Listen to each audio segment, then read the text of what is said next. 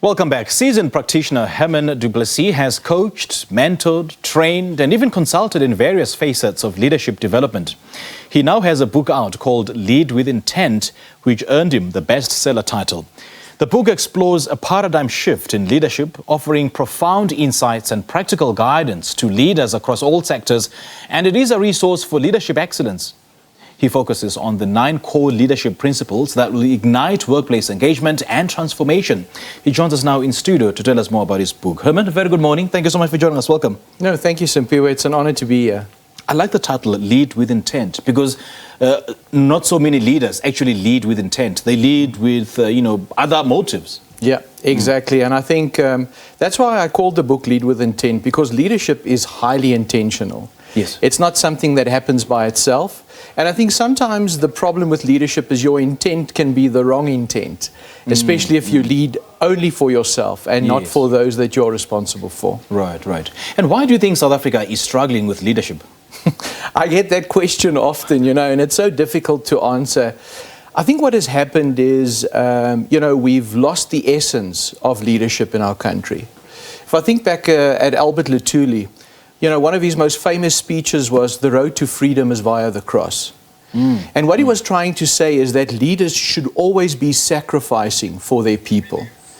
And I think what we see nowadays, and if you look at the Zondo Commission, you see that leaders are not sacrificing for their people, they are actually only thinking of themselves. Whether it's government, whether it's business, there's only self-interest at heart. And I think that's why we're struggling.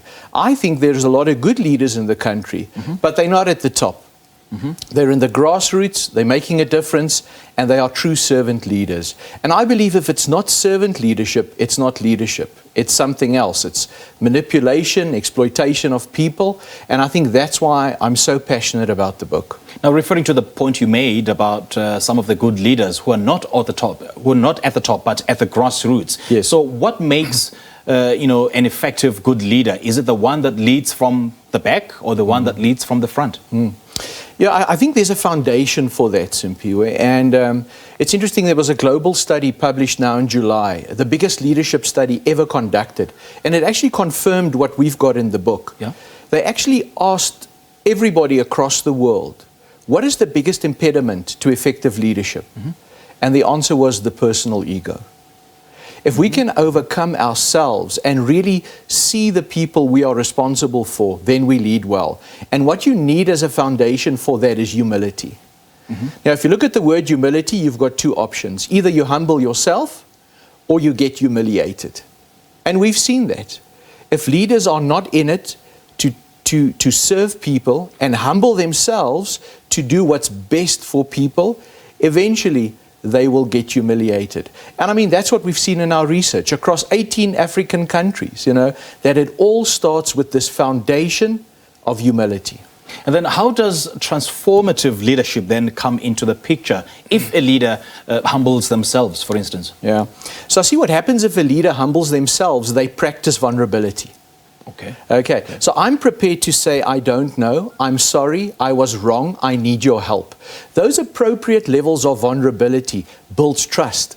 And that's what you want. And if people trust you, you can make an impact in your life and true transformation takes place. But I mean, we look at our leaders and we see it's not about us, it's about them. And I think that's the problem. We don't see the vulnerability, we don't see the humility, and that's why we don't trust them. Isn't there a danger of, if you make yourself vulnerable, isn't there a danger of, your co-workers, your team or your colleagues construing you as being weak or being as a weak leader? Yeah. So I think that's a fear. It's not a danger. I think we all have the fear.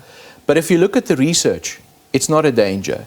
In actual fact, it shows your strength. The fact that I, from this position of authority, can say, I need help, and I don't know, and maybe we should work together on this, that's what actually builds trust and shows strength. So it's a paradox, and I think that's why people feel uncomfortable with it. What is the essence of leading by example?